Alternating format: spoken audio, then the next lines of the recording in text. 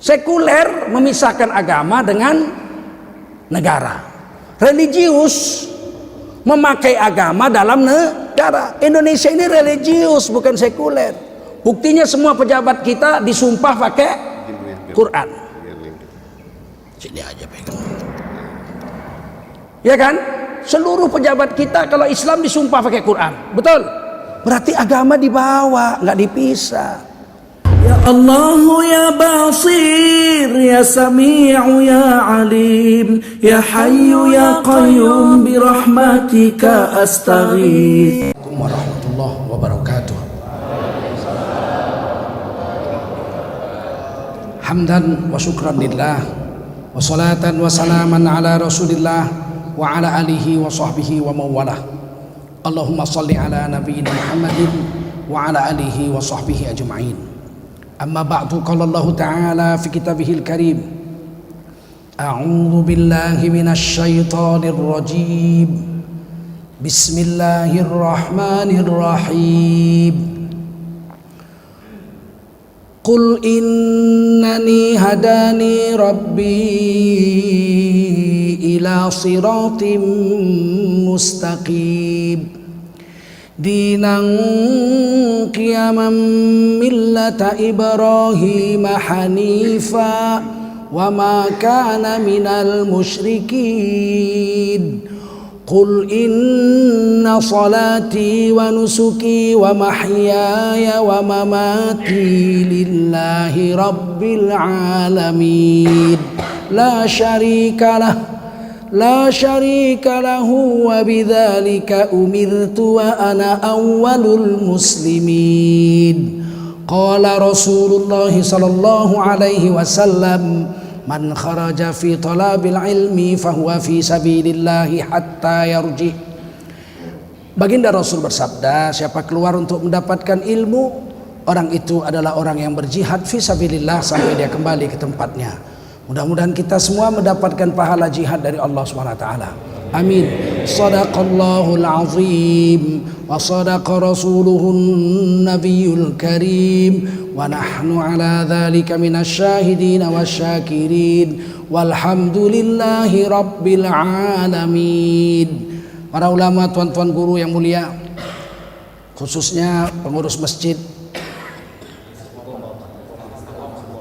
Al-Istiqamah Mabar Hilir, Kecamatan Baru ya, Mabar Hilir yang dimuliakan Allah SWT, Kota Medan.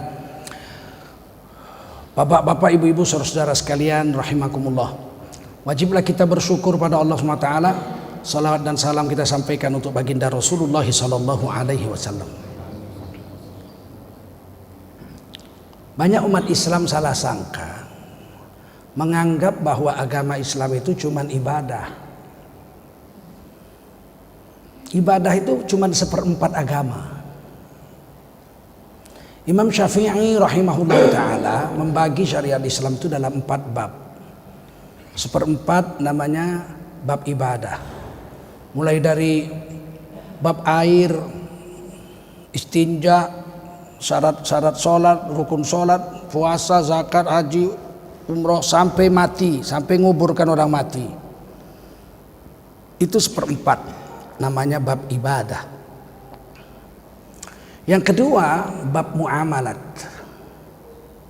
Sewa menyewa, jual beli, pinjam meminjam, utang piutang,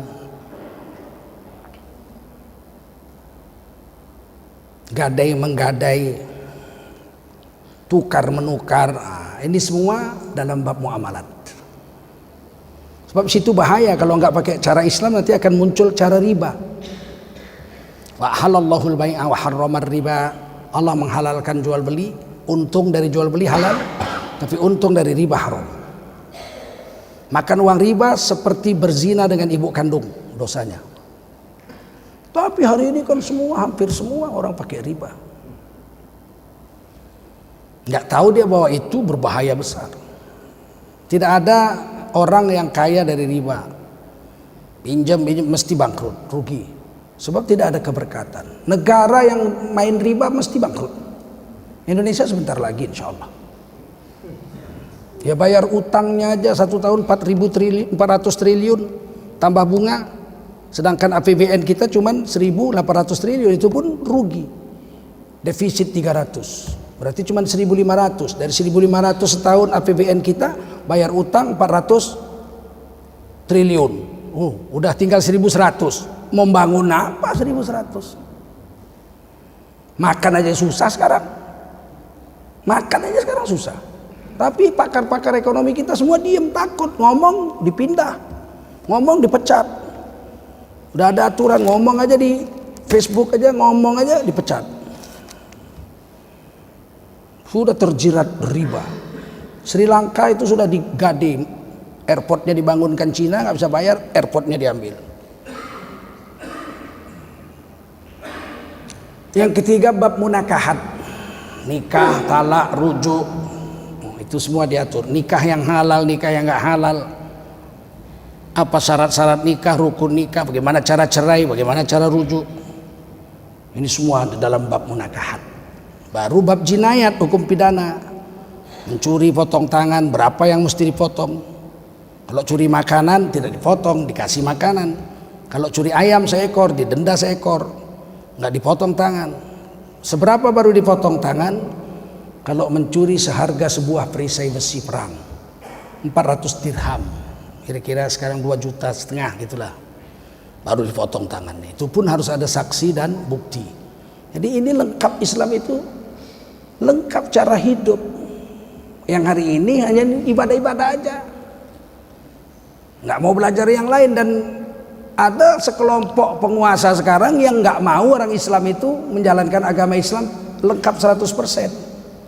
Udah kalian zikir-zikir aja, sholat-sholat aja, udah jangan urusin politik. Loh, urusan politik itu termasuk dalam urusan bermuamalat. Kalau dibikinnya nanti undang-undang perda-perda yang nggak membela Islam, bagaimana? Ternak babi aja mau dimusnahkan, marah semua, demo save babi, selamatkan babi. Ayo, babi diselamatin coba. Di negeri yang 75% Medan ini Islam, di negeri yang 88,7% penduduk Indonesia ini orang Islam. Masih lebih bagus zaman Orde Baru, piara babi di kota ditangkap, disita babinya. Sekarang di Mandala piara babi, kota Medan itu boleh piara babi. Babinya mati kena flu Afrika, dibuang ke kali, ke sungai. Sampai kita pun jijik makan ikan. Bangkai babi di mana-mana. Kenapa? Karena penguasa kita bukan lagi orang yang mementingkan agama. Gara-gara kita asal-asalan milih, kasih 50.000 pilih Cina. Mereka nggak akan mau milih kita, sampai gondol nggak mau. Di kompleks Cina nggak pernah ada menang orang Islam. Apa kalian nggak perhatikan itu? Di kompleks Cina ada pernah Haji Muhammad menang situ? Nggak akan pernah menang sampai kiamat, nggak menang. Hari ini kita nggak berpikir bahwa agama kita ini dalam bahaya. Kemarin dikatakan agama adalah musuh besar Pancasila. Paham? Agama musuh besar Pancasila. Kan bahaya itu. Kapan agama memberontak melawan Pancasila? Nggak pernah. Tidak pernah tercatat agama memberontak lawan Pancasila. 74 tahun merdeka. Dibilang agama musuh Pancasila, apa nggak bahaya? Kalau agama musuh Pancasila paling besar, siapa yang diambil? Pancasila diambil, agama dibuang, begitu? Atau agama diambil, Pancasila dibuang? Mana bisa musuh besar berdampingan? Betul? Ini kan bahaya ucapan ini. Agama adalah musuh terbesar Pancasila. Yang ngomong itu kepala Badan Pembinaan Ideologi Pancasila, BPIP, badan negara.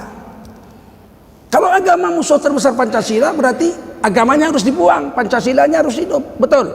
Ini kan bahaya besar ini.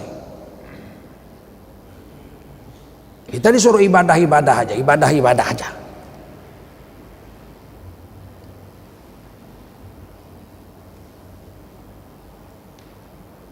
Padahal 74 tahun merdeka, Pancasila tidak pernah dipertentangkan dengan agama. Karena Pancasila itu diambil dari Al-Qur'an. Pancasila itu diambil dari Quran. Itu yang perlu kita sadari. Makanya perlu ngaji. Ketuhanan yang Maha Esa itu ayat Quran. Qul huwallahu ahad wa ilahukum ilahu wahid. Tuhanmu adalah Tuhan yang esa. Itu ayat Quran. Siapa yang menolak ketuhanan Maha Esa murtad dari Islam. Ketuhanan Maha Esa, Tuhan itu Allah yang esa. Tiba-tiba kita bilang Tuhan nggak mungkin satu. Kalau memelihara semesta gini lebarnya mungkin kira-kira 20 lah yang cocoknya Tuhan itu. Dia murtad dari Islam, betul nggak?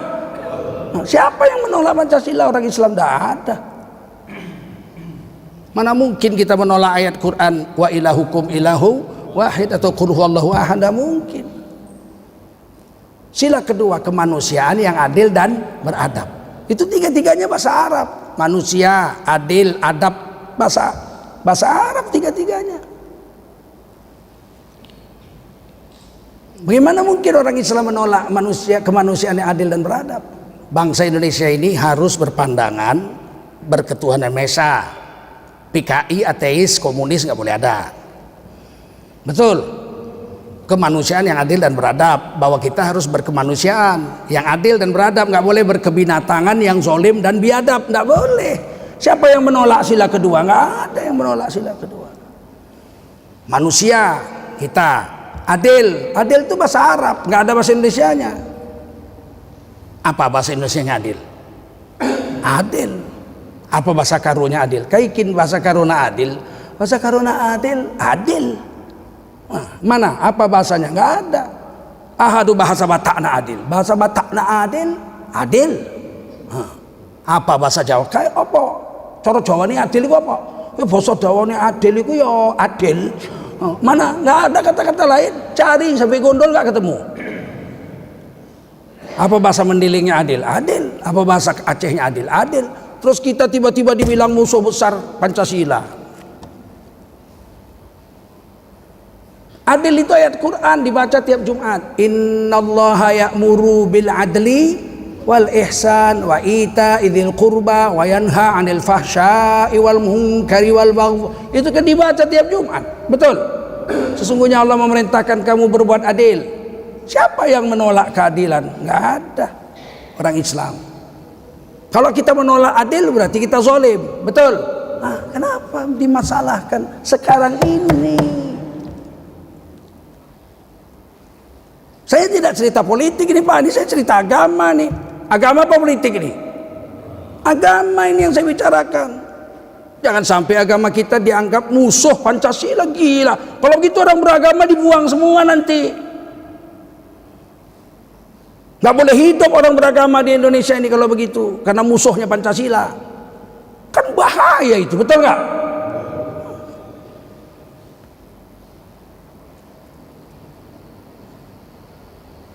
Karena nggak ada bahasa Indonesianya adil, maka adil itu berarti yang bawa orang Islam. Yang bawa adil ke Indonesia itu berarti orang Islam. Orang nggak ada bahasa Indonesianya kok, cuma bahasa Arab adil satu-satunya. Kalau orang Islam yang bawa adil, yang ngerti adil itu orang Islam. PKI mencoba mengartikan adil, ada adil cara PKI. Ripka Ciptaning, Oneng itu kan anggota DPR dari PDI. Dia bilang apa? Adil itu sama rata sama rasa. Loh, kalau sama rata sama rasa menurut Islam tidak adil.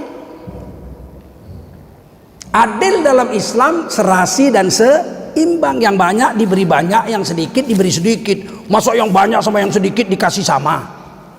Adil nggak itu? Orang Jawa 130 juta di Indonesia. Orang Cina nggak sampai 10 juta. Terus uang negara 100 triliun untuk orang Jawa, 100 triliun untuk orang Cina. Adil apa nggak itu? Sama kan? Sama-sama 100 triliun. Adil nggak? Ya nggak adil, sama itu nggak adil. Kalau ada orang istrinya 2, istri pertama anaknya 5, istri kedua anaknya belum ada karena baru nikah. Istri pertama dikasih belanja 5 juta sebulan, istri kedua dikasih 5 juta. Sama kan? Sama. Adil apa nggak? Nggak adil. Yang ngerti adil tuh Allah dan Rasulnya. Kita nggak ngerti adil, maka kita harus ikut Islam. Paham? Kalau PKI adilnya sama rata sama rasa.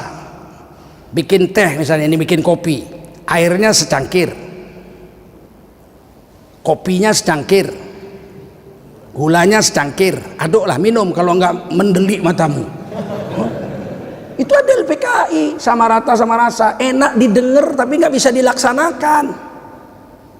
Enak didengar, kita ini harus sama rata, sama rata. Presiden sama rakyat harus sama-sama. Kalau miskin sama-sama miskin, kalau kaya sama-sama kaya. Omong kosong. Kita jalan kaki, nggak punya mobil, nggak punya motor, nggak punya sepeda motor, nggak punya Honda, kita jalan kaki. Presiden mau jalan kaki. Omong kosong aja itu. PKI namanya penipu, enak didengar nggak pernah dilaksanakan itu. Adil cara Islam itu serasi dan seimbang. Kalau bikin kopi yang banyak ya dikasih banyak, airnya secangkir, kopinya sesendok, gulanya sesendok setengah, kan nggak sama kan? Aduk sampai rata, minum, jelas lebih enak. Hari ini kita ditipu, Pak. Orang Islam ini harus cerdas. Kita jangan mau ditipu dengan slogan-slogan. Sama rata, sama rasa, mana ada sama. Kita bayar BPJS setengah mati, betul nggak? Giliran direkturnya gajinya 1 bulan ratusan juta. Sama apanya? Apa sama? Mereka dapat gaji ratusan juta, 150 juta gajinya sebulan, belum tunjangannya. Tunjangannya 1 tahun bisa dapat 1 miliar. Sama apanya? Kita nggak bayar didenda, betul nggak? Udah mati pun suruh bayar. Apa sama apa? Jadi jangan menipu rakyat. Itu tidak adil.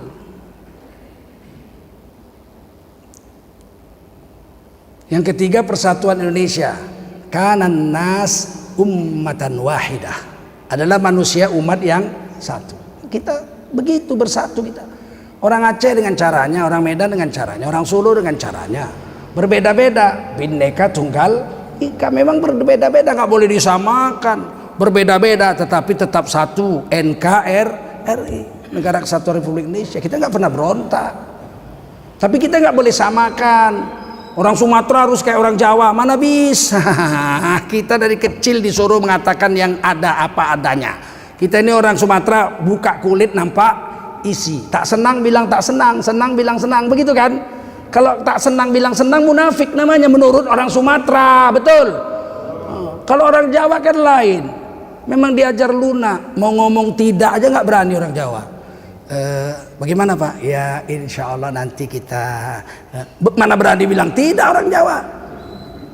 Dia menjaga perasaan orang, lembut hatinya, lunak. Kalau kita mana ada, kalau tidak ya tidak. Nggak setuju aku Pak, ya kan? Bagaimana? Pokoknya tidak, tapi tidak. Nah, kalau orang Medan begitu. Kalau orang Jawa memang dia nggak tega mengatakan sebenarnya itu, nggak tega, takut nyinggung perasaan orang. Itu budaya mereka. Kita kumpul 5 orang ini, ada satu yang ketihaknya bau. Kalau kita orang Medan kan, bah, bau kali ketiak kau bah, pergi kau, mandi kau dulu. Sengit kali gue. Itu kita, betul gak? Orang Jawa nggak bisa begitu, mereka punya perasaan. Kamu itu kalau nanti pulang mandi pakai sabun Lux, oh itu harum, saya udah coba. Jadi kalau kita mandi pakai sabun Lux, ketek kita dicuci pakai sabun Lux. Itu nanti wah hasilnya makjos. Itu orang Jawa, nggak berani dia bilang ketiak kau bau, itu nggak berani dia. Cuman dibilangnya kalau pulang nanti mandinya pakai sabun Lux. Itu cara orang Jawa. Kita mau dibikin kayak Jawa nggak bisa kita. Orang Jawa di sini aja nggak kayak gitu. Telek gue. Kalau orang Jawa sini udah kayak gitu. Kita orang Sumatera, walaupun orang Jawa kalau udah lahir di Sumatera, gayanya nggak sama, betul nggak? Terus bagaimana mau disatukan? Nggak bisa. Kalau orang Jawa keinjak kakinya, sampai lecet kaki itu masih minta maaf dia. Mas, aduh, maaf mas, kaki saya mas, aduh mas, keinjek. Diinjek orang, dia yang masih minta maaf. Orang Medan mana ada itu orang Sumatera. Hei matamu, kan begitu ya enggak? Ya itulah kita, jangan ditukar-tukar. Orang semuanya mau disamakan, semuanya harus Islam Nusantara, Islam model Jawa. Mana cocok kita itu? Cocok kita itu? Cocok sama kita itu? Enggak cocok kita. Kita itu terang-terangan aja masuk Islam ya, asyhadu an la ilaha illallah wa asyhadu anna Muhammad Rasulullah. Kalau kau sudah Islam, kau belajar agama. Yang nomor satu, kau tinggalkan makan babi. Itu orang Islam, ya enggak? Kau kan sebelum Islam makan babi kan? Wah, 3 kali sehari makan babi. Kalau sudah masuk Islam jangan makan babi. Kalau di Jawa mana ada begitu? Udah masuk Islam diajari nyanyi. Ler ilir, ler ilir. Apa ler ilir? Kita orang Sumatera nggak ngerti apa itu ler ilir, ilir ilir. Iler ya iler. Jadi memang beda. Makanya ditulis di kaki burung Garuda, Bhinneka Tunggal Ika. Memang kita berbeda-beda, tapi tetap satu, negara kesatuan Republik Indonesia. Kita nggak pernah berontak.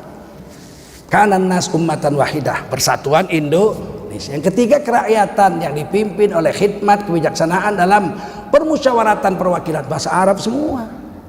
Kerakyatan, rakyat bahasa Arab, dipimpin oleh khidmat, khidmat bahasa Arab. Dalam permusyawaratan, musyawarah bahasa Arab. Perintah Allah di Quran, wasyawirhum fil amr. Tiap urusanmu musyawarahlah kamu. Yang terakhir, perwakilan, wakil bahasa Arab.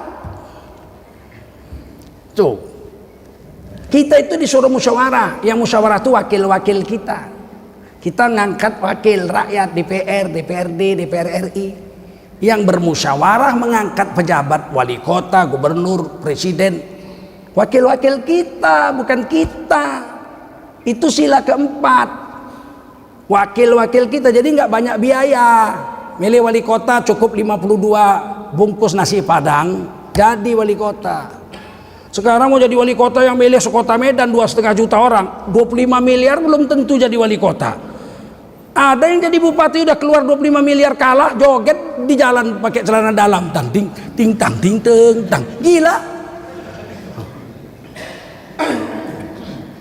Terlalu besar biaya. Dulu DPR RI, MPR gabung memilih presiden. Pasal Undang-Undang Dasar kita pasal 1 ayat 2, kedaulatan berada di tangan rakyat, dilaksanakan sepenuhnya oleh MPR. MPR aja yang kerja. Lu kita sekarang seluruh Indonesia memilih, waduh berapa triliun, berapa ratus triliun habis duit. Semua minta duit. Tim sukses semua minta duit. Calonnya kalah, tim suksesnya kaya. Saya tim suksesnya Prabowo, Prabowo kalah, saya punya mobil, saya punya motor. Saya tim suksesnya ini kalah, tapi calonnya kalah, tim sukses tetap dapat duit. Bagaimana nggak hancur negara? Udah menang ya nyolong. Wali kota Medan 3 masuk penjara. Alhamdulillah. Siapa lagi? Rohutman. Itu sepupu saya Teguh Eldin. 200 juta jadi embat sama dia, apalagi 200 miliar. Paham?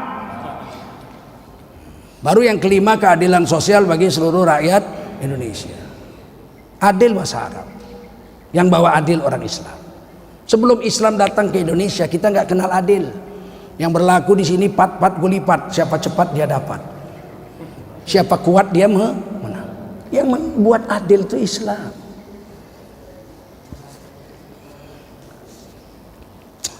Yang ingin saya sampaikan lagi, sadari bahwa kita yang pertama tadi, jangan pernah mempertentangkan Pancasila dengan agama Islam, jangan. Ini sekarang sudah ada Kepala BPIP bilang Pancasila itu religius sekaligus sekuler. Bencong dong. Kalau sudah religius nggak mungkin sekuler. Sekuler itu memisahkan agama dari kehidupan negara. Kalau Pancasila itu religius berarti agama menyertai negara. Tiba-tiba Pancasila itu sekaligus religius sekaligus sekuler. Bencong dong. Sekuler memisahkan agama dengan negara. Religius memakai agama dalam negara. Indonesia ini religius bukan sekuler. Buktinya semua pejabat kita disumpah pakai Quran. Sini aja pegang. Ya kan? Seluruh pejabat kita kalau Islam disumpah pakai Quran. Betul? Berarti agama dibawa, nggak dipisah. Kalau Kristen disumpah jadi pejabat, disumpah pakai Injil, betul? Berarti bawa agama, betul nggak? Dan buktinya Indonesia ini tidak sekuler, religius, beragama Indonesia ini, bukan memisahkan agama. Masjid-masjid dibantu pakai uang negara, gereja-gereja dibantu pakai uang negara. Kalau sekuler nggak boleh. Di Amerika, di Eropa itu negara sekuler, pemerintah nggak boleh bantu gereja. Gereja nggak bisa, nggak ada duit, tutup. Berapa banyak gereja di Amerika, di Eropa dibeli orang Islam, nggak bisa membiayai diri sendiri, dibeli, udah jadi masjid sekarang, ratusan sekarang. Saya ke Amerika aja meresmikan satu gereja besar 1,5 hektar yang dibeli oleh orang Islam. Saya diminta jadi imam sana, nggak bisa saya harus pulang, saya pergi negeri waktu itu. Itu negara sekuler, kita bukan negara sekuler. Dan di Indonesia nggak boleh ada tempat perjudian, tempat pelacuran, nggak boleh ada di Indonesia tempat pelacuran, tempat perjudian, nggak boleh ada. Tempat pemabukan, nggak boleh ada. Itu undang-undang. Ada nggak judi di Medan? Ada nggak? Pasti liar kalau ada. Karena negara tidak membolehkan ada perjudian, undang-undangnya nggak boleh. Makanya Kapolda yang baru pidato, saya minta seluruh Kapolres menutup tempat judi togel. Berarti ada. Kalau ada berarti melawan hukum, melawan undang-undang. Berarti ada permainan antara pengusaha bejat bekerja sama dengan penguasa bejat. Kalau ada tempat pelacuran berarti ada pengusaha yang mau makan uang lendir, dan ada pejabat yang mau makan uang lendir. Karena nggak boleh. Saya ingat waktu wali kota Bakhtiar Ja'far di demo orang di kantor wali kota, zaman Pak Harto, masih zaman Orde Baru. Orang datang bawa karton ditulis-tulis, tutup Pulau Sicanang, tutup Pulau Sicanang. Jerit-jerit ibu-ibu. Wali kota turun dari lantai 2. Apa nih? Ngapa pula nih? Ada masalah apa nih? Kata orang-orang Melayu dari Sicanang, tutup Pulau Sicanang, tutup Pulau Sicanang. Ada apa Pulau Sicanang? Pulau Sicanang itu ada tempat pelacuran. Kata wali kota Medan waktu itu Bakhtiar Ja'far, besok terbit matahari saya perintahkan Kapoltabes MS, dulu namanya Kapoltabes MS, Kolonel Khairuddin itu waktu itu, bahkan jadi Kapolri. Itu saya tutup itu semua satpol PP saya kerahkan, besok pagi tutup. Terus Bakhtiar Ja'far bilang, kalau minta tutup baik-baik aja, ngapain marah-marah sama saya? Memang saya pernah meresmikan. Kok saya yang dimarahi? Kan saya nggak meresmikan. Minta tutup ya tutup, sudah kita tutup. Mana ada di Indonesia wali kota gunting pita dengan mengucapkan Bismillahirrahmanirrahim, saya meresmikan tempat pelacuran Al-Barokah, gitu ada? Ada nggak? Nggak ada, karena itu melawan hukum. Berarti negara kita religius, melarang adanya pelacuran, betul nggak? Melarang adanya perjudian, melarang adanya mabuk. Tapi ada juga Pak, berarti ada kong kali kong, melawan hukum. Siapa bilang negara Indonesia sekuler? Negara Indonesia religius. Ada musabakoh tilawatil Quran, dibiayai negara tiap tahun. Berarti religius. Kalau sekuler nggak boleh ada itu, nggak boleh uang negara untuk agama, karena sekuler, agama dipisah dari negara. Jadi kalau ketua BPIP bilang Indonesia itu Pancasila itu religius sekaligus sekuler, suntuloyo. Saya dengar itu dia bilang Pancasila itu religius, beragama, tapi dalam pelaksanaannya harus sekuler. Bukan sekulerisme, tapi sekuleritas. Kan bodoh ini. Sekulerisme dengan sekuleritas, akar katanya sama-sama sekuler. Cuman sekulerisme itu pahamnya, sekuleritas itu pelaksanaannya. Nasionalisme itu pahamnya, nasionalitas itu adalah pekerjaannya. Jadi sama-sama nasional, sama-sama sekuler. Mau dipelintir-pelintir, dikiranya orang Indonesia bodoh semua apa? Ini yang saya mau beritahu, walaupun di kampung kita tinggal, Kita harus tahu keadaan negara kita, jangan sampai kita ikut-ikutan mengatakan agama musuh terbesar daripada Pancasila. Bahaya itu.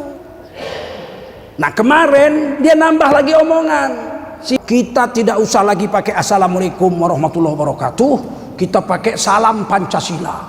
Tadi malam sudah disosialisasikan di Hotel Polonia, adik saya hadir. Jadi salamnya gini, letakkan tangan, salam Pancasila. Oh, harus dipukulkan ke dada karena supaya Pancasila itu masuk ke dalam dada. Kok kayak Hitler, Jerman über alles, mirip. Jangan kau rusak negara kami.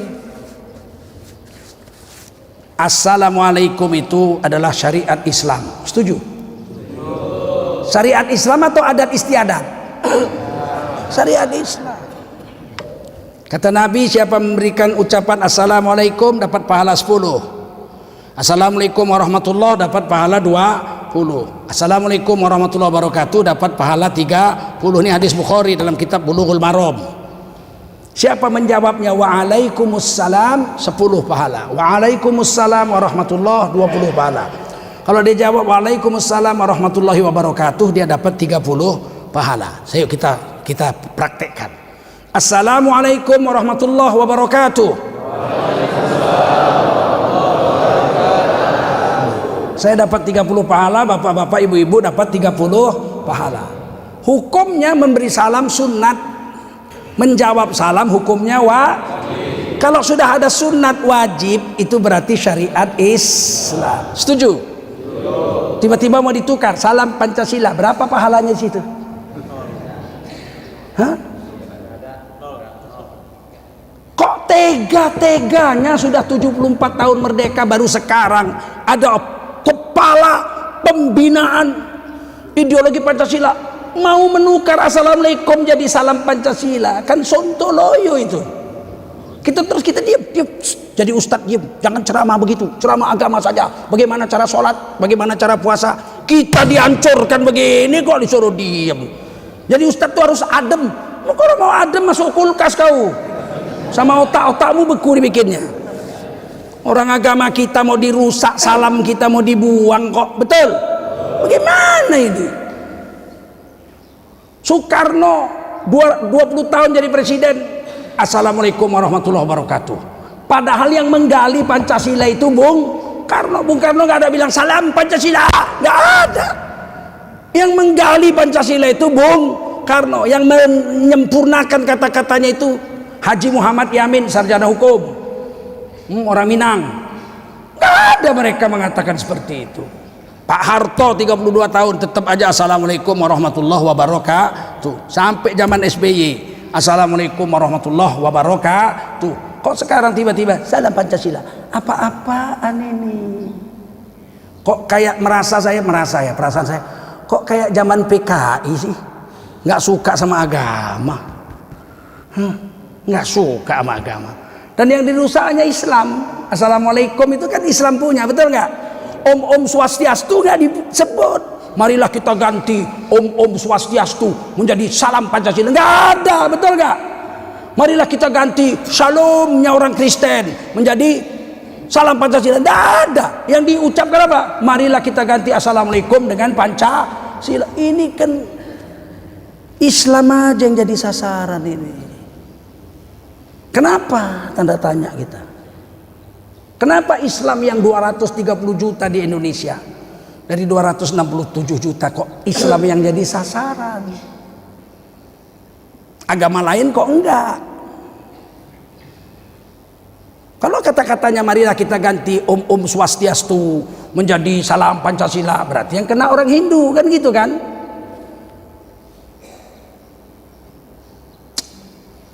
Saya nggak ngerti saya.